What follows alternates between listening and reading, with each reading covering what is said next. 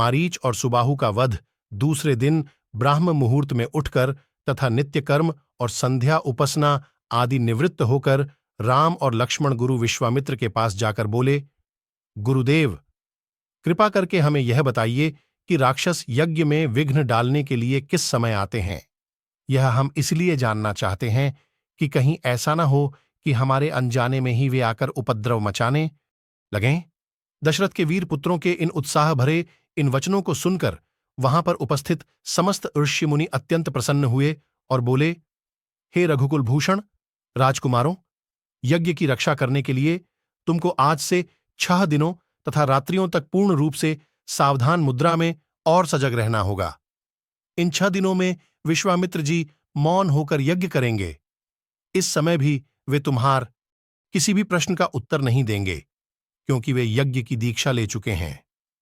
सूचना पाकर राम और लक्ष्मण दोनों भाई अपने समस्त शस्त्रास्त्रों से सुसज्जित होकर यज्ञ की रक्षा में तत्पर हो गए।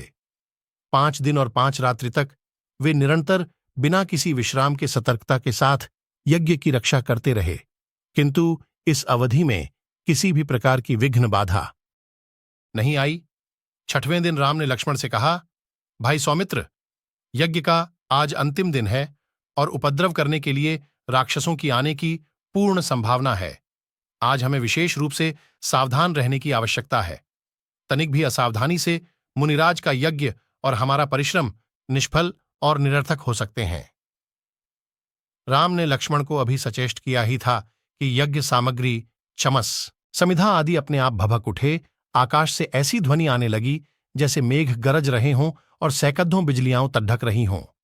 इसके पश्चात मारीच और सुबाहु की राक्षसी सेना रक्त, मांस, मज्जा, अस्थियों आदि की वर्षा करने लगी। रक्त गिरते देखकर राम ने उपद्रवकारियों पर एक खोजपूर्ण दृष्टि डाली। आकाश में मायावी राक्षसों की सेना को देखकर राम ने लक्ष्मण से कहा, लक्ष्मण, तुम धनुष पर शरसंधान करके सावधान हो जाओ। मैं मानवास्त्र चलाकर इन महापापियों की सेना का अभिनाश किए देता हूं। यह कहकर राम ने असाधारण फुर्ती और कौशल का प्रदर्शन करते हुए उन पर मानवास्त्र छोड़ा। मानवास्त्र आंधी के वेग से जाकर मारीच की छाती में लगा और वह उसके वेग के कारण उड्ड डेचकर 100 योजन अर्थात 400 कोस दूर समुद्र में जा गिरा। इसके पश्चात राम ने आकाश में आग्नेयास्त्र फेंका, जिससे अग्नि की एक भयंकर ज्वाला प्रस्फुटित हुई और उसने सुबाहु को चारों ओर से आवृत कर लिया। इस अग्नि की ज्वाला ने क्षण भर में उस महापापी को जलाकर भस्म कर दिया।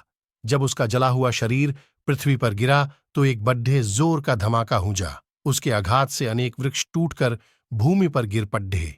मारीच और सुबाहु पर आक्रमण समाप्त करके राम ने बचे खुचे राक्षसों का नाश करने के लिए वायव्य नामक अस्त्र छोड़ दिया।